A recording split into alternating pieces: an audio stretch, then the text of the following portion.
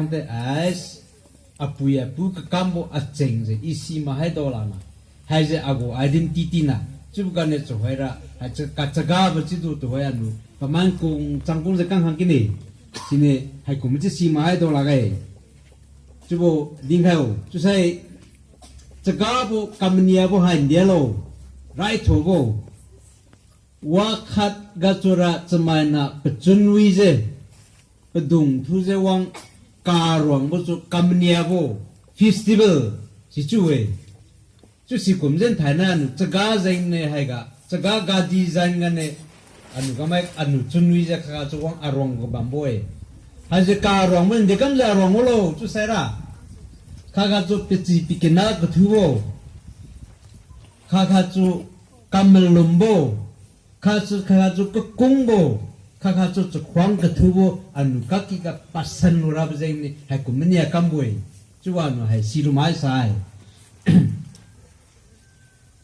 te chaga hu pa je pamina chu sera ka sing mara ting mai mik pui chakra ba zain ne te sing pia liap lu thanai zain khana na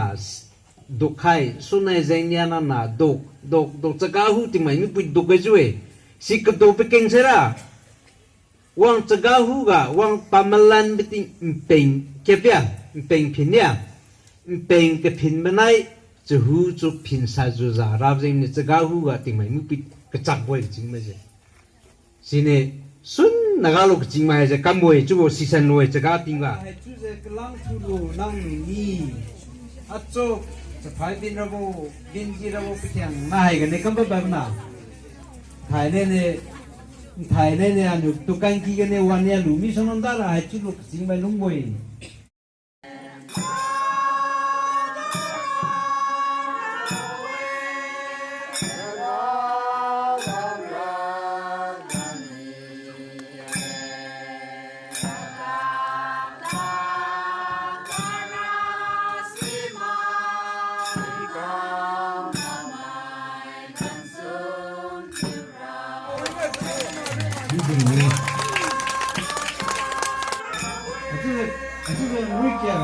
we had a leveling.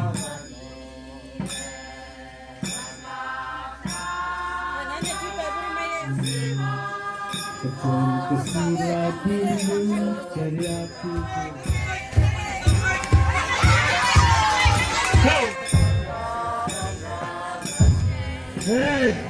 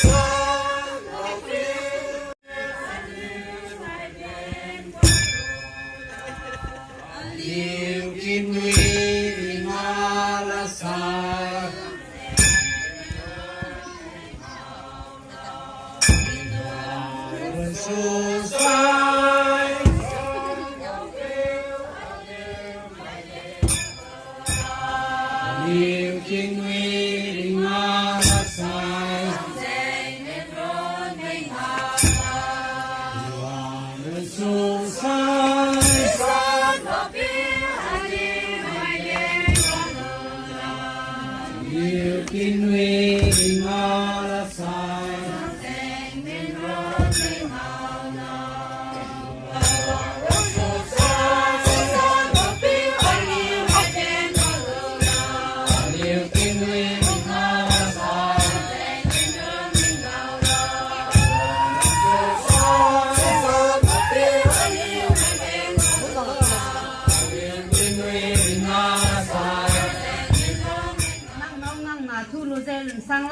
mi ta chi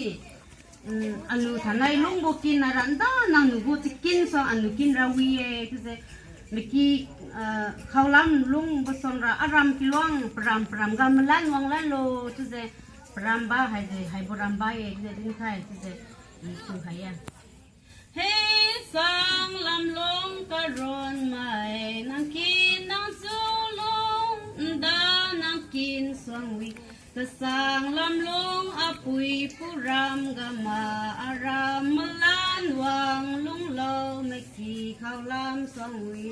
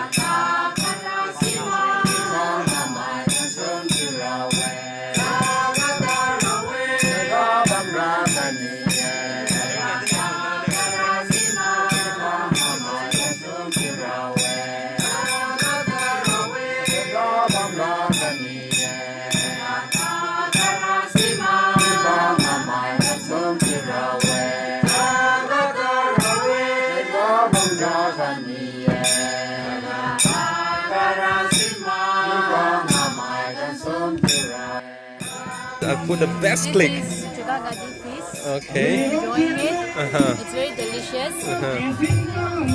And what else do you want to say? What do I say? Wishing all my young friends a very happy Chaga Gadi.